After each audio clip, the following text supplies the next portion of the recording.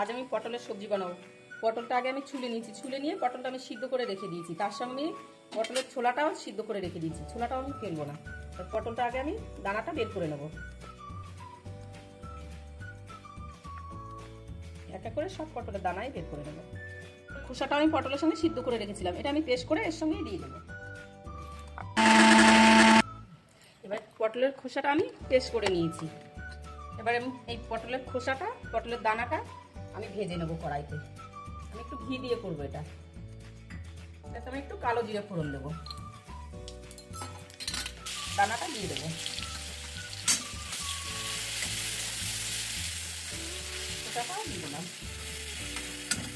আমি একটু হলুদ দেবো, আমি একটু লঙ্কার গুঁড়ো দেবো, জিরে ধনের গুঁড়ো দিলাম, একটু নুনও দিয়ে দিলাম।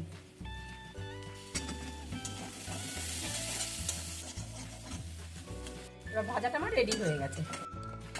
এবার পটলটা আমি এর ভিতরে, পটলের দানাটা এর ভিতরে আমি ভরে নেব।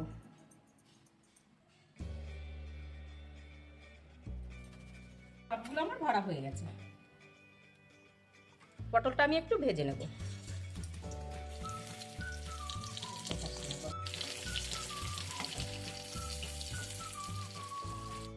পটলটা আমার ভাজা হয়ে গেছে।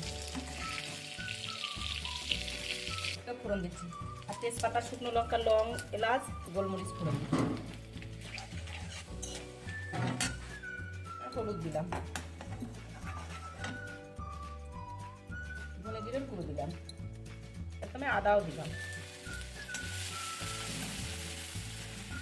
আমি লঙ্কাও দিয়ে দিলাম। আমি আজকে চই ঝাল দেবো, সিদ্ধ করে রেখেছিলাম প্রেসার কুকারে। চই ঝালটা সব টেস্টি জিনিসে খুব ভালো লাগে। এবার এই রান্নাটা আমি যেরকম করছি, আমি যেহেতু ভেজ রান্না করি, আপনারা যদি অন্য কিছু দিতে চান তো দিতে পারেন। এবার আমি অল্প করে একটু জল দেবো। এটা আমি বেশি ঝোল করবো না, হালকা ঝোল করবো।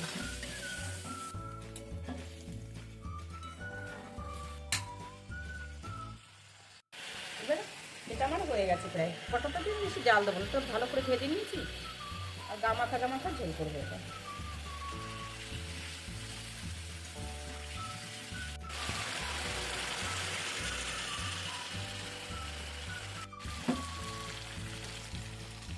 পটলের সবজিটা আমার হয়ে গেছে। আমার রান্নাটা যদি ভালো লাগে একটা লাইক করে দেবেন।